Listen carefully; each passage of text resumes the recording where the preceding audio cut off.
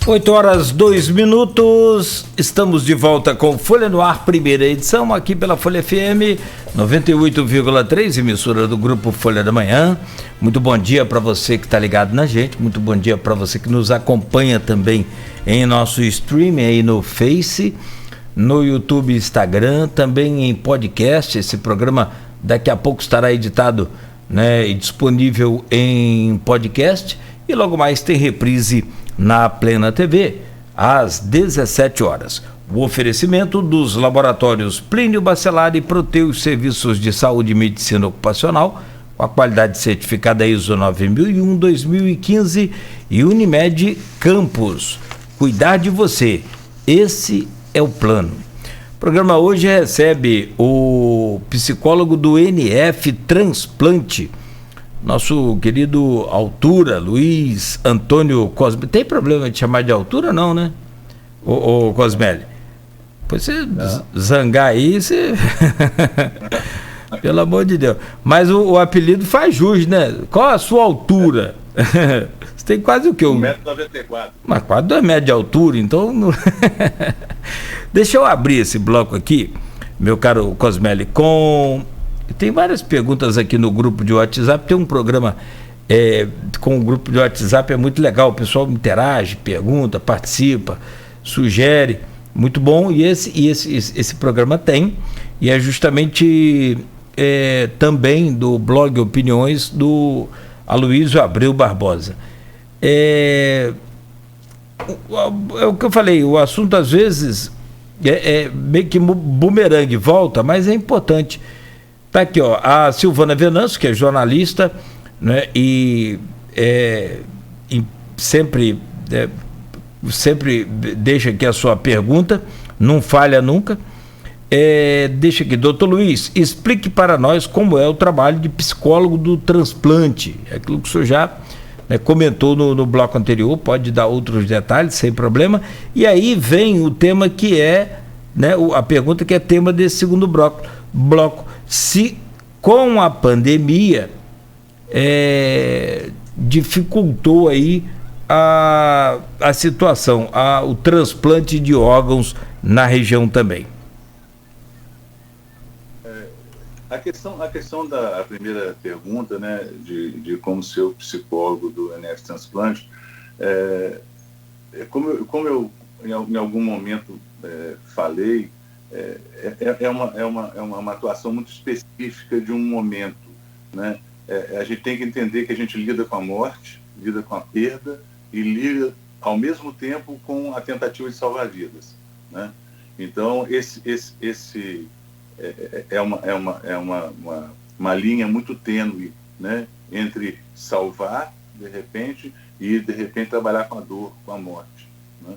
Então a gente todas as equipes, né, que tem psicologia na doação de órgãos, a gente trabalha muito com essa questão de entender, né, a questão da morte, a questão de como isso tem um impacto na vida. A gente nunca pensa na morte da gente, a gente pensa na morte dos outros, né? A gente acha que só vai acontecer com os outros. E nesse momento, né, por que é difícil para nós? Por isso que a gente tem que estar sempre se atualizando, tem que estar sempre recebendo informações e treinando, porque nós temos um tempo, sabe, Cláudio? Um tempo, o tempo a gente chama que é o nosso inimigo, né?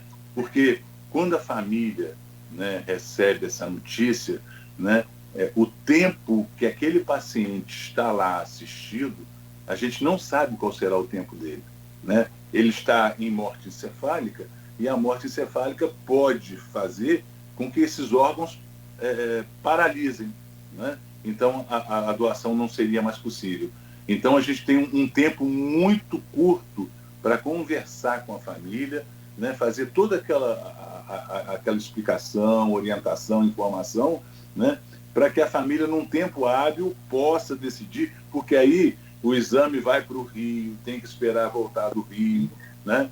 Então, você tem que lidar com calma e, ao mesmo tempo, com assertividade, né? A gente diz isso para a família, né? Nós estamos abordando, nós estamos conversando aqui, porque nós temos uma questão de tempo. Explicamos por que temos essa questão de tempo. Então, primeiro, né, o psicólogo que trabalha com essa questão, né, ele tem que ter dentro dele também uma certeza de que a doação é um processo humano, né, é um processo que vai salvar vidas, e ele tem que estar, de repente, incluído nessa questão de doação. Então, eu sou um doador de órgãos, né? Então, isso tem que estar presente, porque se não tiver, ele vai ficar num conflito muito grande, né? Como é que eu vou pedir a alguém alguma coisa que eu não posso dar? Então, por isso que eu digo que, mais do que consultório, a própria emergência do hospital, a gente tem, assim, muita calma, muita paciência, tem que ter assertividade, tem que ser o momento certo. Nós temos que escolher as palavras, não podemos dizer qualquer palavra. Às vezes, uma palavra que sai sem querer, às vezes, acontece, por exemplo, às vezes um médico plantonista falar assim, agora é só milagre. Isso, de repente, a pessoa chega lá para a entrevista esperando milagre, né? Então, a gente tem que conversar, porque a gente não desrespeita a fé nem a crença de ninguém. Mas uma palavra nossa qualquer que possa ferir a sensibilidade, né, ela pode abortar todo aquele processo que está acontecendo naquele momento. Então, assim, eu diria para a Silvana, né, que falou a respeito, a Silvana, Sim. Silvana, a gente está sempre em construção, a gente está sempre estudando, a gente está sempre avaliando, sempre a equipe senta depois, né, de um processo de doação, senta e avalia. Como é que foi? O que a gente fez? O que a gente não devia fazer? O que a gente pecou? O que a gente acertou? Para que a gente possa crescer com isso. Então, é uma aprendizagem dia a dia, porque cada família é uma família. Você recebe famílias que você pensa que a família vai brigar e, de repente, essa família é a família doadora, né? Então, a gente tem que ter muito, muito cuidado com essa questão, e a gente tem esse cuidado trabalhando em equipe. A equipe é assim, a nossa equipe, sabe, Cláudio, ela trabalha junto há quase 20 anos. Nós temos, eu diria, eu sempre falo de brincadeira, né? É um casamento perfeito, porque a gente se respeita, a gente tem 2 elementos que são técnicos, que é o médico e a enfermeira, e nós temos 2 elementos que são da área mais humana, que somos eu e o Marcelo, que é assistente social. Então, o que a gente procura equilibrar numa entrevista? Sempre ter alguém técnico e alguém da área humana. O técnico vai explicar todo o processo, né, de doação a nível, né, médico, né, e o psicólogo, um assistente social, vai lidar com a dor, vai lidar com a perda, vai conversar. Então, a gente não faz nada, nenhum de nós faz nada sozinho. A outra questão que você falou? Ah, sim, e aí a gente entra também no gancho aí da pergunta da Silvana, é sobre a pandemia, como que a pandemia atrapalhou aí os doadores e as doações, naturalmente, e a captação, como é que foi porque o paciente, né, como o senhor disse, já antecipou, tem que ser feito o exame também de Covid-19, ele não pode estar com Covid-19. Então, quer dizer, infelizmente, né, perdemos aí quase 600 mil brasileiros já, mas desses 600 mil, nenhum pôde ser doador. Nenhum deles. Já aconteceu da gente ter, realmente, depois de autorização da família, o exame de Covid está positivo e a gente tem que abortar o processo, né, de doação. A pandemia, sabe, Cláudio, assim, como um todo no Brasil, mas no nosso caso particular, ela nos impactou. Por quê? Primeiro, por conta de que as pessoas esquecem que quem foi contaminado não foi só as pessoas na rua. Os profissionais no hospital foram contaminados também. Então, houve assim um momento, né, eu diria, de pânico, de todos, de muito cuidado, porque muitos profissionais médicos, né, e de outras categorias, né, muitos profissionais, foram contaminados, né? Quer dizer, isso deu um baque muito grande, porque as pessoas estavam esperando só lá fora. A nossa equipe, como eu falei para você, né, eu sou 60, mais 2 são, sabe, o Marcelo é o mais novo, mas a gente não parou de trabalhar, mas teve que trabalhar com todo cuidado, né? As visitas não podiam acontecer, as visitas foram suspensas, as pessoas recebiam notícias pelo telefone, às vezes, né, dos plantonistas, do serviço social, o pessoal que passava. Então, houve uma série de restrições, né, que elas impactaram na questão da doação.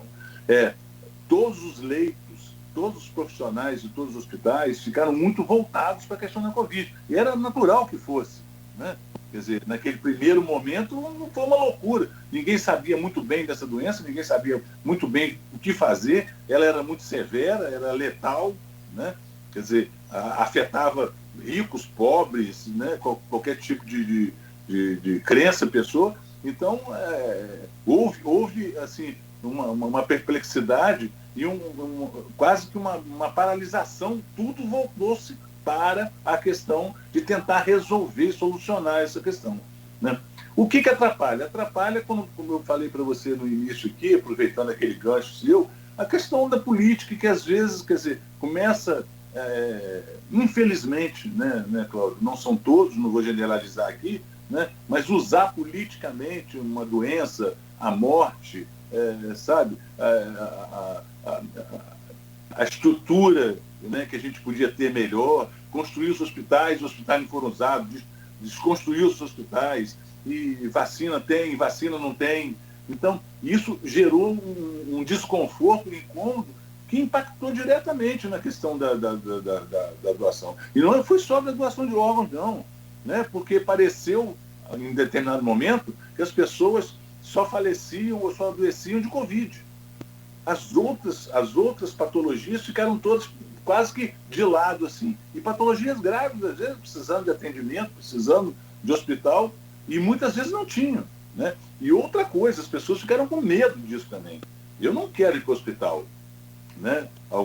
Alguns colegas profissionais de saúde entraram em pânico, né? A gente como psicólogo, eu faço parte de um grupo de psicólogos em Campos, né? A gente tem no WhatsApp um grupo que está sendo, assim, a todo momento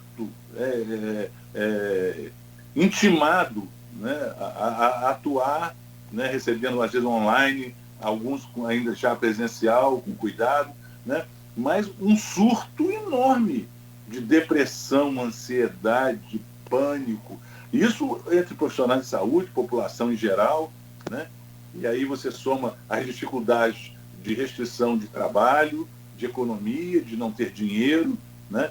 Então, a gente, o que eu falei para você em política assim, isso podia ter sido melhor trabalhado, né? Quer dizer, as informações, as orientações, as estruturas, né? O Brasil ele tem recursos para fazer isso. Ele tem recursos financeiros e ele tem recursos profissionais para fazer isso também. Nós temos excelentes infectologistas, em Campos, inclusive, né? Quer dizer, sempre orientando, sempre falando, mas às vezes isso na prática toma um vulto tão descoordenado, né? A população passa a não acreditar, as informações são desencontradas, né? Então, isso teve um impacto na doação de órgãos. As pessoas ficaram com medo, né? Com medo de hospital, com medo, né? Eu imagino, eu não tenho esse dado não, sabe, Cláudio? Eu estou falando dos potenciais doadores. Eu não sei dos receptores, mas deve ter sido um pânico muito grande, né? Eu vou receber um órgão, será que está? Será que está? Será que não está? Né? Muita gente recusou a receber, né? Algumas pessoas recusaram a receber, não foram todas, mas algumas pessoas recusaram com medo, né? Quer dizer, eles já têm um medo de transplante, né? Naturalmente, as pessoas que estão numa fila de transplante, alguns têm medo de transplante. Alguns sequer entram na fila de transplante, né? Com medo da cirurgia, com medo, preferem ficar, por exemplo, fazendo hemodiálise. Quer dizer, geralmente os pacientes de renais, né? Eles têm mais essa dificuldade. Mas quem precisa de um fígado não pode esperar muito tempo. Quem precisa de um coração não pode esperar muito tempo. São órgãos vitais, né? O rim você pode ficar na hemodiálise, né? Você pode funcionar com um rim só. Então, isso dá tempo ainda de você fazer. Mas os outros não, né? Então, a pandemia tomou todos os leitos do hospital, começou a tomar todas as atenções, né? E isso teve um impacto muito grande. A taxa de queda foi muito grande, no Brasil, a taxa era em 2021, caiu 13%, né? no primeiro semestre. E agora vem mostrando sinais de recuperação. Por que sinais de recuperação? A gente pode associar muito bem, vincular a questão da vacinação, está andando, a questão das pessoas terem um pouco mais de cuidado. E eu volto também a reforçar o que você disse, a pandemia não acabou. A pandemia está aí, né? Quer dizer, não é como antes? Tá, não é como antes, mas alguns cuidados devem ser mantidos e eu acho que vão ser mantidos durante um certo tempo. Não vai ser só agora, não. Quer dizer, que nossos representantes políticos, né, encarem isso com mais seriedade, né? Quer dizer, antes de falar em carnaval, antes de falar em Réveillon, antes de falar coisa, e que a rapaziada mais jovem, que está sendo mais atingida nesse momento, começou-se a perceber na porcentagem de infectados muito jovens, né? Porque parece que acabou a pandemia e está todo mundo aglomerado, todo mundo indo para a festa, todo mundo fazendo essa coisa, e o resultado veio aí, né? Quer dizer, infelizmente, perdemos algumas pessoas mais jovens, né? Não só tão jovens, mas figuras de campos, né? Muito respeitadas e queridas, né? Que se foram por conta, às vezes, desse contágio através de quem trouxe para dentro de casa, né? Você pode não levar, você pode trazer para dentro de casa. Então a pandemia teve um impacto severo, né, na doação. Não, desculpa, eu interrompi que seu raciocínio. Se quiser continuar, pode continuar.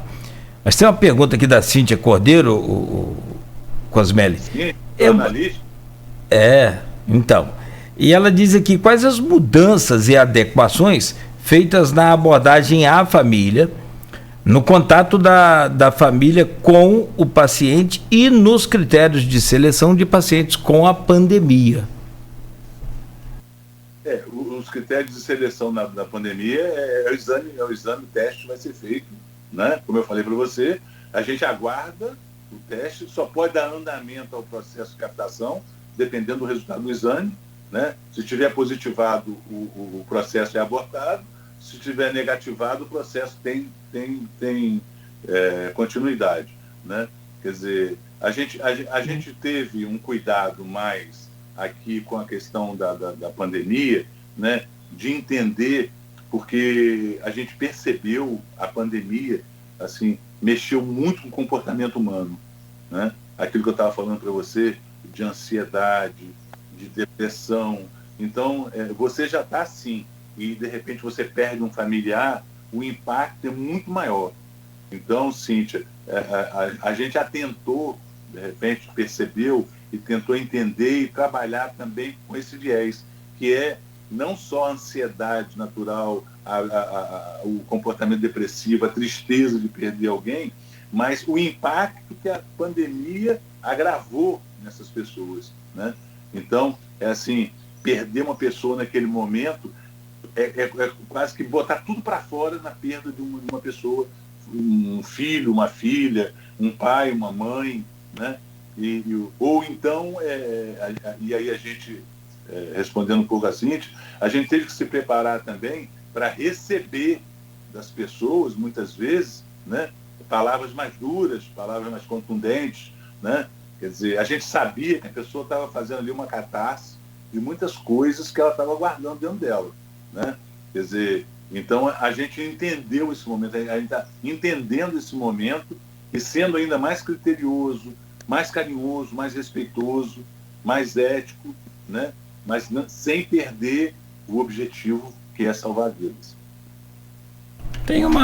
Tem várias participações aqui também no Face, no streaming, lá, Folha FM 98,3, pode dar um busca aí que você localiza. Mas tem uma aqui, ó, hoje é dia de São Francisco de Assis, e é dando que se recebe, diz a Terezinha Bianchi. Tem uma outra também Acho que é psicóloga, não é? Desculpa, eu não conheço. Se for, Terezinha, por favor, deixa eu ver aqui se se for, Terezinha, por gentileza, coloca aí. Mas se você é psicólogo, Terezinha Bianchi, está sempre participando conosco aqui, sempre nos honrando aqui com seus comentários também. E o outro, Alcenir Bueno. É realmente um trabalho muito importante e humano, esse trabalho que o NF Transplante faz.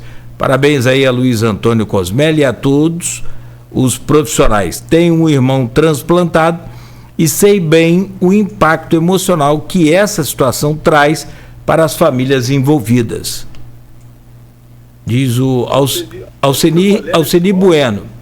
Foi um colega de escola, professor de biologia, foi diretor da escola, né? Eu fui diretor da escola lá da FATEC, ele também foi diretor depois. O Alcenir foi diretor da rapaz, gente, da melhor qualidade. Agora que eu estou ligando a pessoa, o nome aqui, está sempre participando aqui conosco também. Um abraço aí, professor Alcenir. Ele teve essa história do irmão dele, eu me lembro que nós conversamos uma vez e o Alcenir estava muito tocado, muito mexido, muito sensibilizado pela situação do irmão. Eu me lembro, na época, isso era é aquele negócio assim, né? Você está vendo a pessoa sofrer muito e muitas vezes você não consegue resolver aquela questão. Sim. E quando o irmão dele transplantou, eu vi que ele mudou, que ele teve um outro astral. Um grande abraço para o Alcenir. Há algum tempo que eu não vejo, mas é uma grande figura mesmo. Alcenir Bueno. Muito bem, deixa eu voltar aqui aos comentários, só para a gente fechar aqui. Tem um também da Hilda que eu achei muito interessante. E de fato acontece muito, né? Quer dizer, você só pulou aqui, só um instante, parei. Deixa eu tirar esse. Também aparece agora. Aqui, tá aqui, ó. Desculpa. Hilda Barreto. Bom dia. Vivi o assunto tratado, onde meu esposo sonhou com o transplante de rim por 10 anos. E neste percurso, um primo sofreu um acidente. E minha tia não doou os órgãos. Mesmo sem entender, mas respeitamos a dor e a opinião da tia. Também é aquele caso, né? O que a gente não sabe aí, né, Cláudio, é assim, nem sempre, né, aquela pessoa, de repente, que faleceu, esse órgão pode ser dirigido para o familiar dele, né? Há um respeito muito grande à fila estadual de transplante. Sim. Essa fila é pública, ela é acompanhada pelo Ministério Público, né? Então todos os pacientes têm acesso a essa fila, né? Então eu não sei bem se ela estava falando de um transplante intervivos, né? O transplante, ela falou que não, ele sofreu um acidente, Sofreu um acidente, né? Então, se ele fosse doador, talvez poderia ter ajudado o lugar dele na fila, vamos dizer assim, né? Já aconteceu, né? O doutor Luiz Eduardo uma vez contou para gente de um paciente que negou o familiar que estava em morte encefálica. Essa pessoa negou a doação e anos mais tarde essa pessoa precisou de um transplante para sobreviver. Então, pode acontecer isso? Pode acontecer, né? Mas, dona Hilda, tenha paciência, tenha calma, tenha carinho com sua tia, porque é muito difícil essa decisão. Essa decisão não é fácil. A gente fala muito em generosidade, a gente tem que ser mesmo, tem que pensar no melhor, tem que pensar no bem, tem que pensar em ajudar as outras pessoas, mas é uma decisão muito difícil, né? Quer dizer, eu estou falando pela nossa experiência com as famílias lá no NF Transplantes, né? De como até elas assimilarem, né? Porque é o que eu te disse, Cláudio, ela está entre a perda de um parente e a possibilidade, de repente, de ser generosa, de pensar numa doação. Como você pensa numa doação no momento que você está perdendo um ente tão querido, como essa última agora, uma menina de 20 anos? Como é difícil isso. Então, assim, não vamos crucificar. Poderia ter sido? Poderia ter sido, né? Mas não deixa de ser um momento muito difícil, de uma decisão muito difícil. A gente entende isso. Deixa eu aproveitar mais aqui. Aliás, a Terezinha Bianchi está aqui parabenizando. É psicóloga também, confirmou aqui. Dela. Obrigado, Terezinha, pela confirmação. Ainda postou aqui, ó. Parabéns à altura. Belíssimo trabalho. Né? Pode convidá-la para visitar vocês aí também na NF. Aliás, onde é que é a sede do NF? É no Ferreira? É no Ferreira Machado, no segundo andar. Ótimo.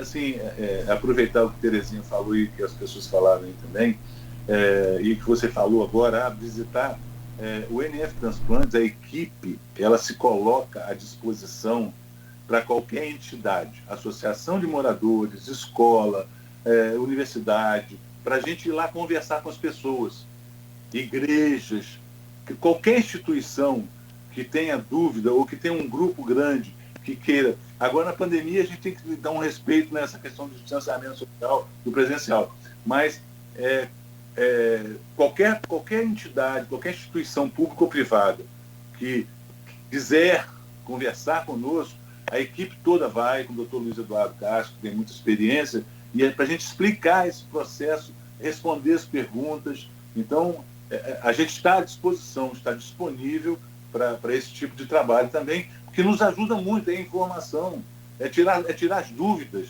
O que é uma morte encefálica, né? O que acontece, né? Com esse corpo, vão desligar os aparelhos? As pessoas perguntam muito isso, né? Ela está em morte encefálica, vão desligar? Não se desliga os aparelhos, né? A pessoa fica ali mantida, muito embora hoje haja uma legislação, assim, isso tem que ser explicado de uma forma carinhosa, mas muito real, né? Aquela pessoa, quando está em morte cefálica, ali é um corpo, aquela pessoa já faleceu. Então não há por que você injetar medicamento. Então esse tipo de ajuda artificial, ela pode ser suspensa. O respirador a gente não tira, a gente mantém até que a pessoa, o organismo, se for negado a doação, que o organismo mesmo faça o seu trabalho, não demora muito tempo, dependendo da idade, o organismo vai paralisar por falta de comando do cérebro. Então é muito importante dizer essas duas coisas. Estamos à disposição para quem quiser tirar dúvida, juntar um grupo, seja em que lugar, em que instituição for, né? E essa questão de ter calma e de ter tranquilidade nesse momento. Aliás, autora, quem comenta aqui também e fala sobre o que você comentou aí, grupos religiosos também, né? Pode participar de reunião, pode convidar vocês. Quem faz uma pergunta aqui pertinente ao assunto é outra fera também, o Wellington Cordeiro. Wellington, grande fotógrafo. Grande fotógrafo. Ele manda umas fotos lá de Lagoa de Cima, rapaz, da fazenda dele lá. Te contar um negócio, sabe? E não convida a gente, cara. Cultural, ele está sempre presente na cultura de Campos. Sim. É referência cultural em Campos. Não tenha dúvida. Tem um carinho por ele muito grande também, e ao ponto que você vai, cada vez que você conhece mais as pessoas, né? Você vai admirando. Ele manda um abraço aí. Ele, seus discos de vinil. Sim. Uma coleção muito grande. O Wellington Cordeiro pergunta, então, que aliás hoje é dia internacional do poeta. Parabéns aí, o Cosmelli.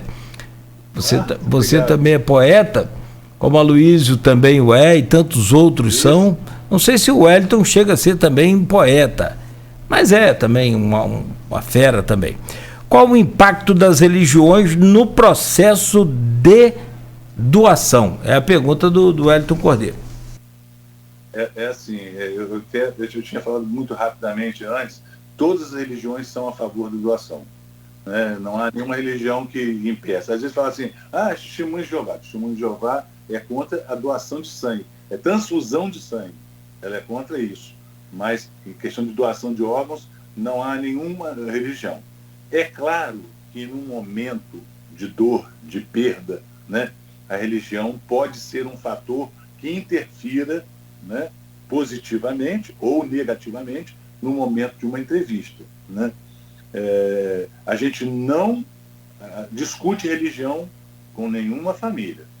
A gente respeita, a gente argumenta, a gente não desfaz da crença, né? Porque muitas vezes as pessoas acham assim, que vai no hospital e que hospital, que médico, que psicólogo não acredita em nada, e que não é assim. A gente tem o maior respeito, cada um de nós tem a sua crença, mas a gente não lida com isso, né? Na questão da entrevista. Mas a gente respeita, argumenta. Eu me lembro que uma vez uma família, né, era um jovem que poderia ajudar muitas pessoas, E aí uma das pessoas, que inclusive não era parente direto, mas estava presente, que era muito religiosa, né, falou assim, ele está lá deitado, mas o Senhor vai lá levantá-lo e ele vai levantar para tirar ele lá, porque o Senhor pode tirar. Aí eu argumentei religiosamente com ele, com uma questão religiosa, eu falei assim, eu tenho certeza que o senhor conhece a Bíblia, né? Conhece a história de Jesus Cristo? Conheço a história de Jesus Cristo. Sabe como é que ele morreu? Ah, sei. Crucificado. O senhor lembra o que Cristo falou na cruz? Aí ele ficou meio parado assim. Eu lembro, ele pediu ajuda ao Pai, porque ele estava sofrendo muito. E o Pai não ajudou. O Pai não o tirou da cruz. Por que não o tirou da cruz? Porque a morte dele significava a salvação da humanidade, segundo os escritos bíblicos. Então, pode ser que a nossa morte, às vezes, represente isso. Represente uma outra porta aberta para uma outra coisa. Mas são vocês que decidem o que vai ser feito. Eu só argumentei para não dizer friamente que não há caso, né, de retorno da morte encefálica. Não há. Né? Se alguém disser, ou se aparecer na mídia, né, ou não foi diagnosticado, ou é coma, ou é outra coisa mal feita, diferente. Mas a morte encefálica, com registro gráfico do eletroencefalograma, com os exames clínicos, acompanhado por médicos diferentes, não, é irreversível. Essa questão é irreversível. Então a gente tem muito cuidado de não usar. Às vezes, inclusive, Cláudio, a gente, quando a pessoa está muito em dúvida, ela assim, não, eu vou conversar com o pastor, você quer trazer o pastor aqui? Pode trazer. A gente quer trazer o padre aqui? Pode trazer, a gente conversa junto, mas a gente não vai, de maneira nenhuma, sabe, ultrapassar os nossos limites da crença, da fé das pessoas, né? Não há como a gente fazer isso. Por isso que as religiões respeitam, muitas igrejas nos chamam para conversar com né, o grupo de fiéis, né?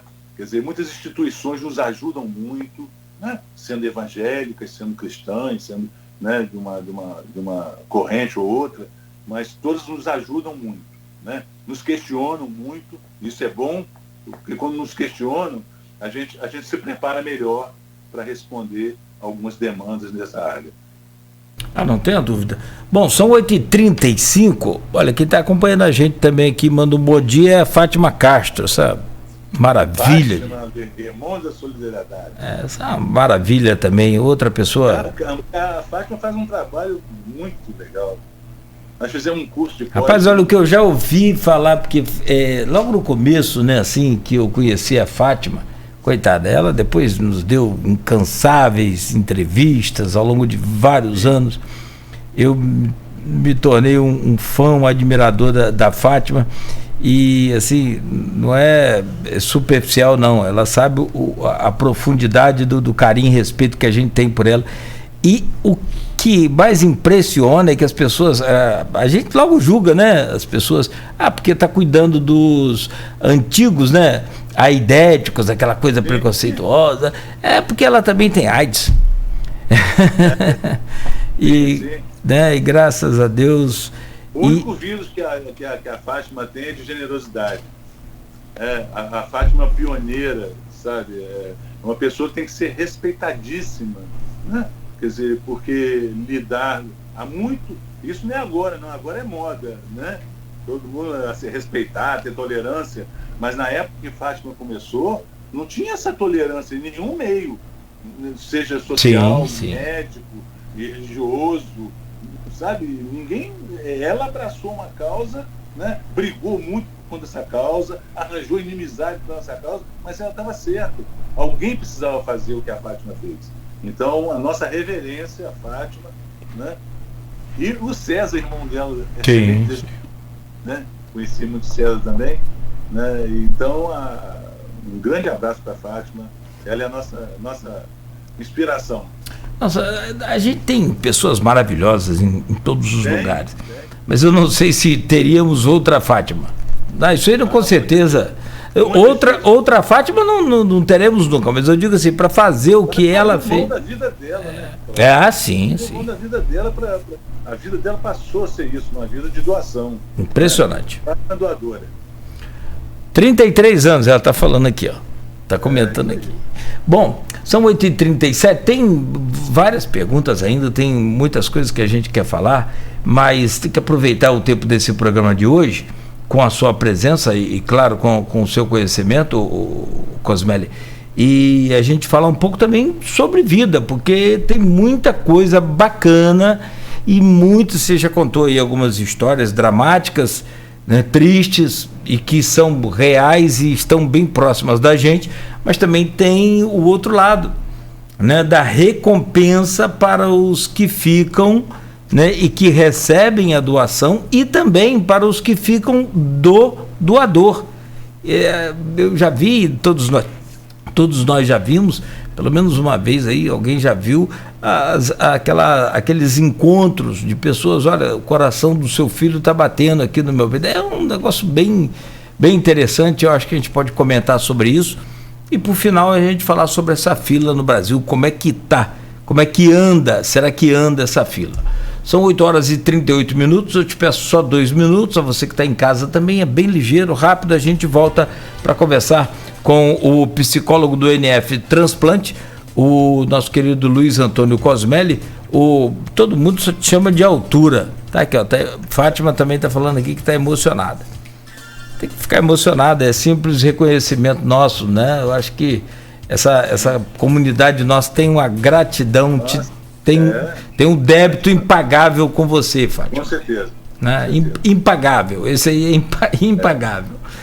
Bom, são 8h39. Voltamos em instantes no oferecimento dos laboratórios Plínio Bacelar e Proteus Serviços de Saúde e Medicina Ocupacional e Unimed Campos. Cuidar de você, esse é o plano. Abasteça nos postos Líder e economize dobrado. O combustível de